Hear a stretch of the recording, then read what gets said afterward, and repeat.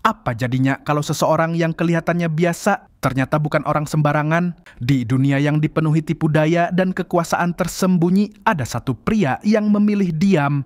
Tapi ketika sesuatu yang dia lindungi dihancurkan, dia nggak tinggal diam lagi. Dalam hidupnya yang tenang, ternyata tersembunyi rahasia besar, rahasia yang siap meledak. Siapkan diri lo buat aksi yang brutal, emosional, dan penuh kejutan. Karena ini bukan soal lebah, tapi soal sesuatu yang jauh lebih mematikan. Ini dia, The Beekeeper 2024.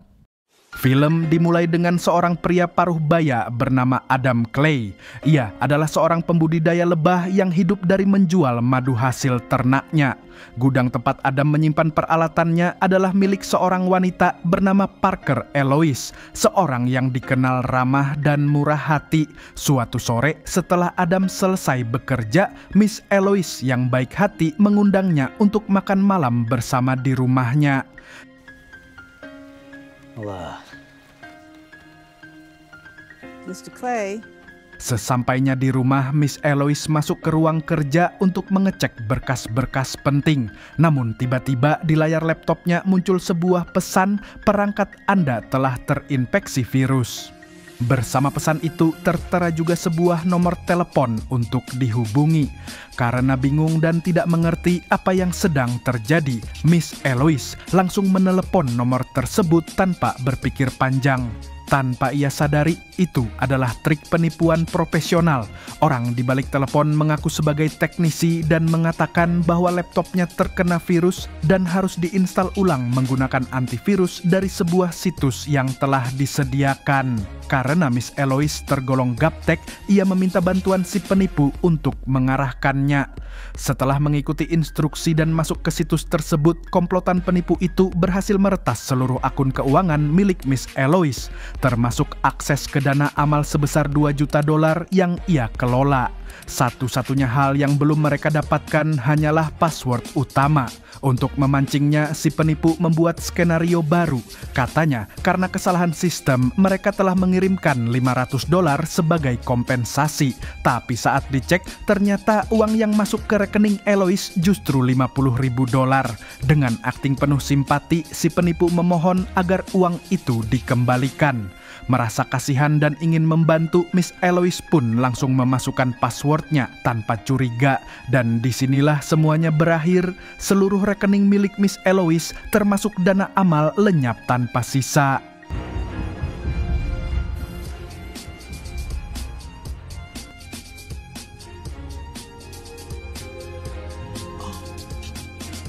Malam itu Adam Clay kembali mendatangi rumah Miss Eloise, namun suasana terasa aneh. Rumah itu gelap, sepi, dan tak ada tanda-tanda kehidupan.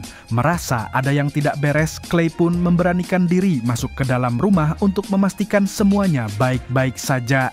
Tepat di saat itu muncul seorang wanita bernama Verona, seorang polisi FBI muda sekaligus anak kandung dari Miss Eloise. Melihat Clay tiba-tiba berada di dalam rumah ibunya tanpa izin, Verona langsung menangkapnya dengan penuh kecurigaan. Namun di sisi lain, sebuah kenyataan pahit pun terungkap. Miss Eloise telah ditemukan meninggal tertembak tepat di kepala. Tubuhnya tergeletak tak bernyawa di ruang kerja. Melihat kejadian itu, Verona semakin yakin Adam Clay adalah tersangka utama pembunuhan ibunya. Setelah pihak kepolisian datang dan melakukan olah TKP, Clay ditahan untuk diperiksa lebih lanjut. Namun setelah penyelidikan berjalan, tidak ada satupun bukti yang menunjukkan bahwa Clay adalah pelaku. Semua jejak justru mengarah pada kematian karena tekanan batin, bukan pembunuhan langsung. Setelah itu, Verona pun diam-diam kembali ke rumah dan mulai memeriksa semua berkas milik ibunya. Disitulah ia menemukan sesuatu yang mengerikan. Semua rekening milik ibunya telah dikuras habis. Tak tersisa 1 sen pun, semua uangnya hilang. Saat itulah Verona menyadari ibunya bukan korban pembunuhan biasa. Ia adalah korban penipuan digital yang sangat licik dan kemungkinan besar mengakhiri hidupnya sendiri karena merasa tak sanggup menghadapi kenyataan. Keesokan harinya, Clay resmi dibebaskan, nama baiknya dipulihkan. Menyesal atas tuduhan yang sempat ia lontarkan, Verona mendatangi Clay dan meminta maaf secara langsung. Sebagai bentuk itikat baik, ia mengajaknya makan malam. Melihat luka batin di wajah Verona, Clay pun menerima ajakan itu. Dalam pertemuan yang hening dan penuh duka, Verona bercerita bahwa ia yakin ibunya diri karena ditipu habis-habisan. Uang yang dikumpulkan seumur hidup termasuk dana amal yang ia jaga dengan hati-hati lenyap begitu saja. Verona pun bersumpah, "Aku akan menangkap setiap bajingan yang sudah menghancurkan hidup ibuku." Setelah pertemuannya dengan Verona, Adam Clay kembali ke ladang lebahnya. Tampaknya ia kembali menjalani kehidupan sederhana seperti biasa. Namun, apa yang tak diketahui orang adalah Clay menyimpan masa lalu yang tak bisa dianggap remeh. Dulu, ia adalah seorang agen rahasia. Kini telah pensiun dan hidup menyendiri di balik topeng peternak lebah. Tapi kematian Eloise membangkitkan sisi lamanya. Ia pun segera menghubungi seorang mantan kolega, agen informasi bayangan, untuk membantunya melacak satu nama penipu kelas kakap yang bermarkas di Amerika Serikat. Seseorang yang diam-diam telah menghancurkan hidup banyak orang, termasuk Eloise. Tak butuh waktu lama. Dengan jaringan lama yang masih aktif, Clay berhasil menemukan markas utama sindikat penipuan itu. Sebuah gedung mencurigakan yang disamarkan sebagai perusahaan teknologi. Tanpa basa-basi, Clay menyelinap masuk dan menghadapi para pekerja di sana. Ia memberi mereka satu pilihan: hentikan semua ini, pulang sekarang. Namun mereka menertawakannya. Satu pria mendekat dan mencoba menantang Clay. Seketika Clay menghajarnya. Satu pukulan keras membuat pria itu ambruk. Ketegangan membara. "Kalau tak ada yang mau pergi, aku bakar tempat ini sekarang juga."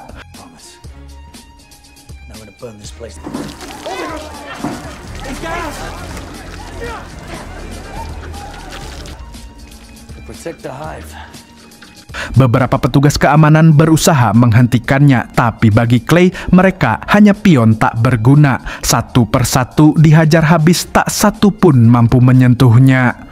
Saat para penjaga terkapar, Clay meninggalkan satu pesan dingin: "Kalau ada telepon berdering di sini, bom yang kutanam akan aktif."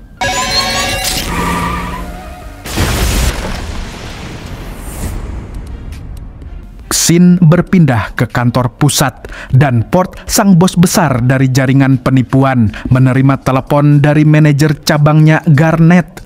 Dengan suara gemetar, Garnett melaporkan, "Markas kita hancur. Ada pria aneh masuk meledakkan gedung. Kami nggak tahu siapa dia, yang jelas dia pakai topi." Dan Port murka.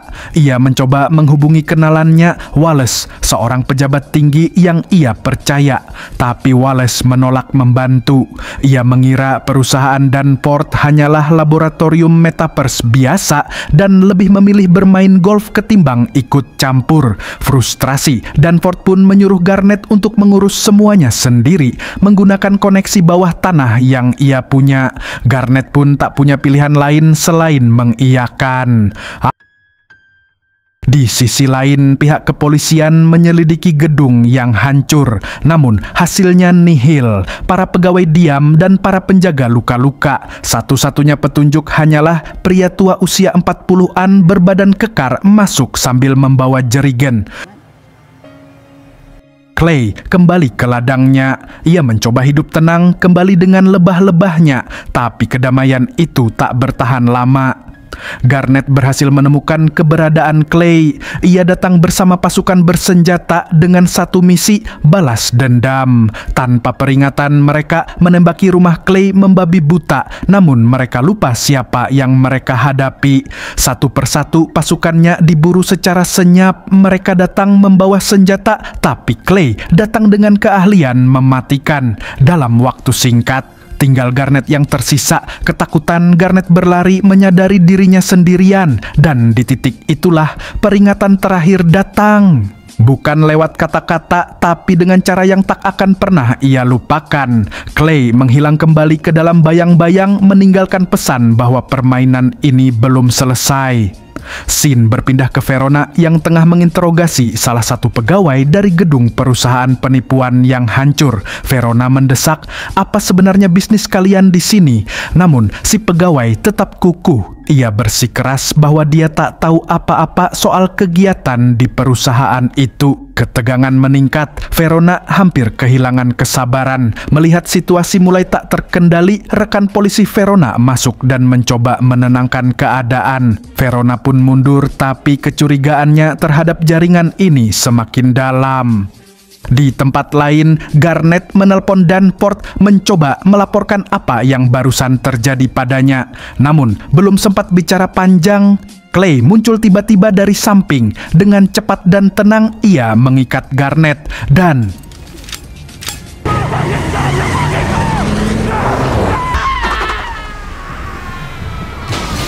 telepon masih menyala.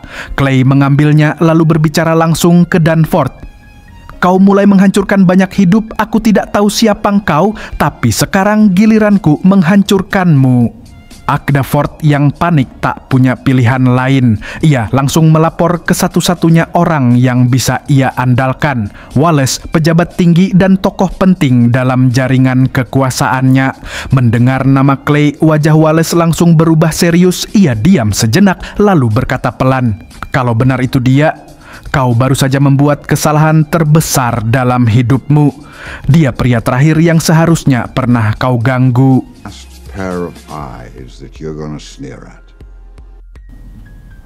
Scene berpindah ke Verona yang mendapat informasi baru. Manajer dari perusahaan yang terbakar sudah ditemukan, tapi harapan langsung pupus. Manajer tersebut ditemukan dalam keadaan tak bernyawa. Ini membuat penyelidikan siapa yang meledakkan gedung itu semakin rumit dan buntu. Wallace pun mulai panik. Ia sadar sendirian dia tak akan sanggup menghadapi Clay.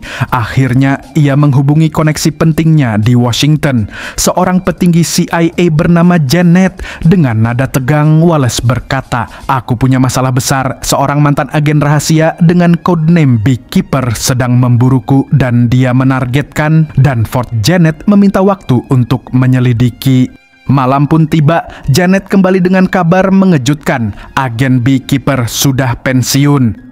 Alih-alih tenang, Wallace justru merasa lebih bebas bergerak. Menurutnya, seorang mantan agen tak punya lagi perlindungan resmi. Ia pun memutuskan sewa pembunuh bayaran habis-habisan.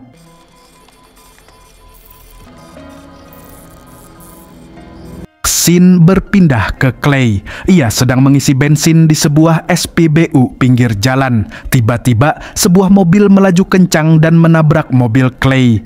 Keluar dari mobil itu, seorang wanita misterius, brutal dan gila langsung menembaki Clay. Semuanya berlangsung cepat dan brutal, namun Clay dengan insting dan refleks seorang veteran berhasil lolos dan membalikkan keadaan.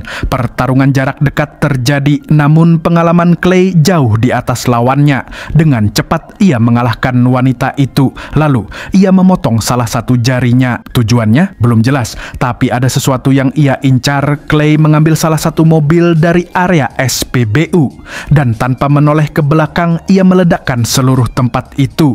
Scene berpindah ke Janet, petinggi CIA yang sebelumnya dilibatkan Wallace. Dengan nada kecewa ia melapor, "Misinya gagal dan aku tak akan ikut campur lebih jauh. Mulai sekarang kau sendirian, Wallace." Keesokan harinya, Verona seperti biasa mengecek apa yang terjadi. Kali ini, ia menemukan petunjuk baru, sebuah rekaman CCTV yang tersedia dan harus segera diperiksa di kantor pusat. Scene berpindah ke Wallace yang semakin terdesak. Ia menemui kelompok agen rahasia berpangkat tinggi di pemerintahan. Dalam pertemuan itu, Wallace menyampaikan misi penting, buru dan habisi pria dengan codename Beekeeper.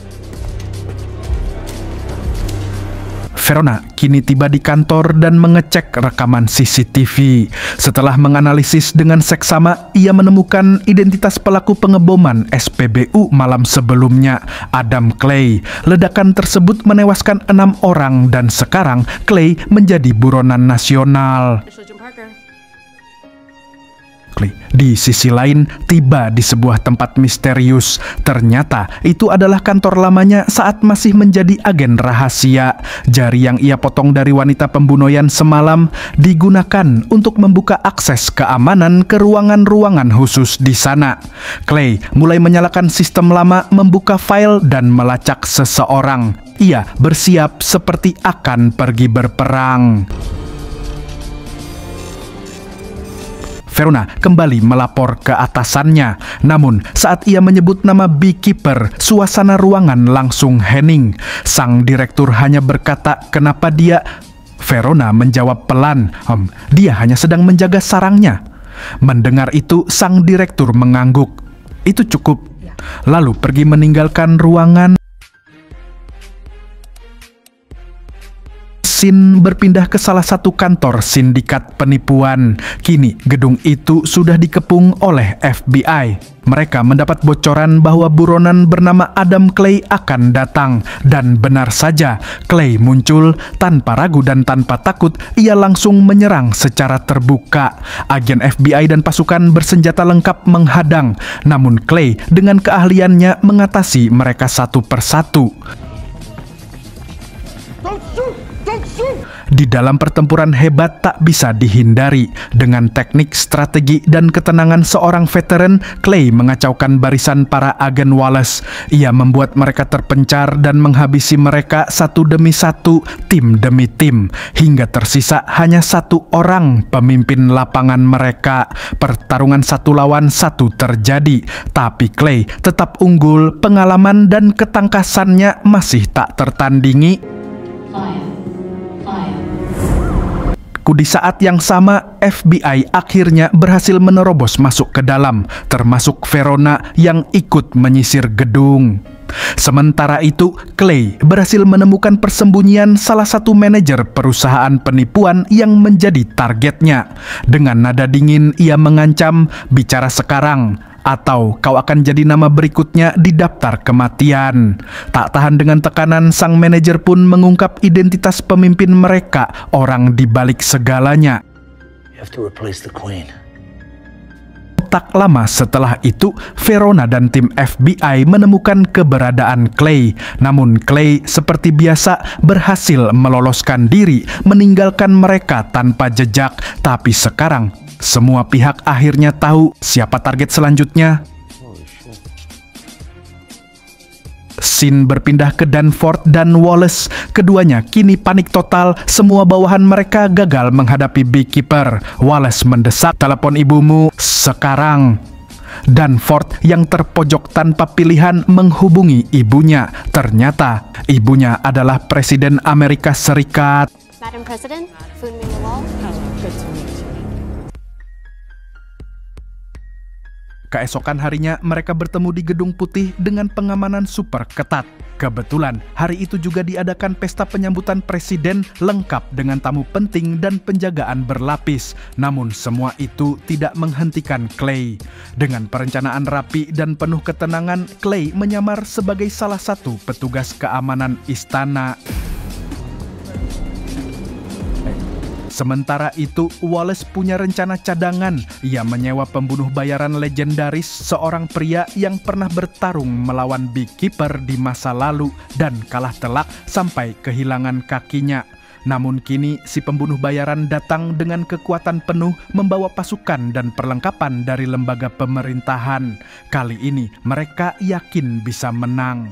Clay dengan langkah tenang menyelinap di tengah keramaian hingga akhirnya terdeteksi oleh pasukan keamanan. Pasukan langsung mengepungnya. Namun karena terlalu banyak yaping dan tidak segera bertindak, Clay memulai aksinya. Ia melumpuhkan para penjaga satu persatu dengan efisiensi mengerikan.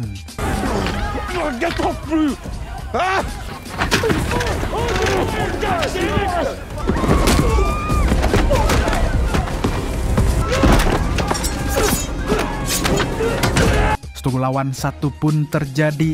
Clay berhadapan dengan mutan manusia, pembunuh bayaran sadis yang tidak mati meski sudah ditembak dan ditusuk berkali-kali. Pertarungan mereka berlangsung brutal dan imbang, namun Clay adalah Clay. Setelah duel sengit, Clay akhirnya menumbangkannya meski dengan luka dan tenaga yang hampir habis.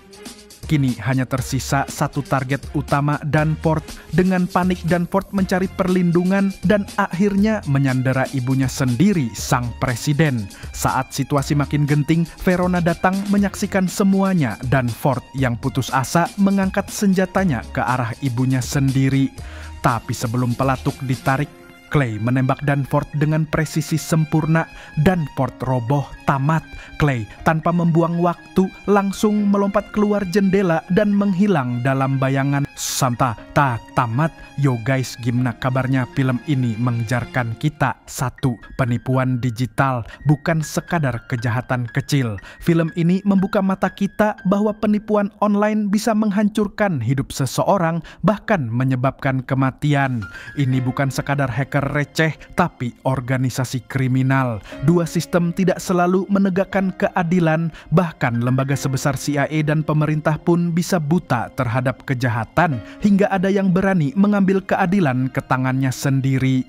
3. Dendam bisa menghancurkan atau menyelamatkan dalam tangan Clay. Dendam adalah alat, bukan untuk keserakahan, tapi untuk menyeimbangkan kembali dunia yang sudah terlalu korup.